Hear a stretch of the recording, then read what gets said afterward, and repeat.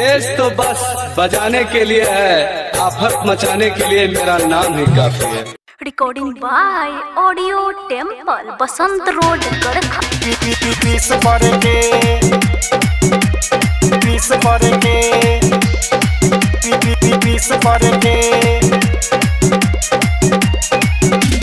नया साल के होत बाटे भाई शुरुआत हो, भाई शुरुआत हो, भाई शुरुआत हो। सबका कहेंगे मुबारक वाला बात हो, मुबारक वाला बात हो, मुबारक वाला बात हो। नया साल के होत बाटे भाई शुरुआत हो, सबका कहेंगे मुबारक वाला बात हो।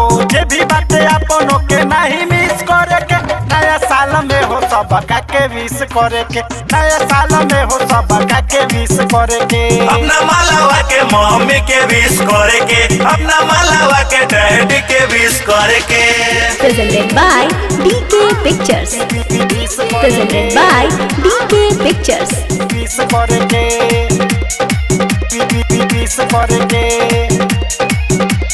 देखे शुभ कामना करे के फर्ज आदा, करे के फर्ज आदा, करे के फर्ज आदा। पुराना वाला रिश्ता के करे के ताजा, करे के ताजा भाई, करे के ताजा। देखे शुभ कामना करे के फर्ज आदा, पुराना वाला रिश्ता के करल जावो ताजा। जे भी बातें अपन नहीं मिस करे के, नया साल में हो दोस्त लोग के विश करे के, नया साल में हो भौजी के विश करे के, नया साल में हो साली के विश करे के, नया साल में हो सरहद के विश करे के।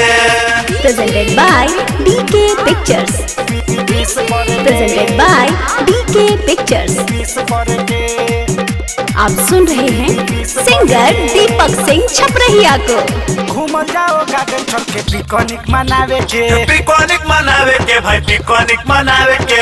दीपक छपरहिया के गाना ही बजावे के, गाना ही बजावे के हो, गाना ही बजावे के। घूम जाओ गार्डन चल के पिकनिक मनावे के, दीपक छपरहिया के गाना ही बजावे के। मुर्गा चावल बोतल इंग्लिश करे के, जब भी अपन बाटे वो करा के विश करे के, पूरा इंडिया के भाई लोग विश करे के। नया साल में हो मास्टर जी के विश करे के, नया साल में हो नया मल के किस करे के।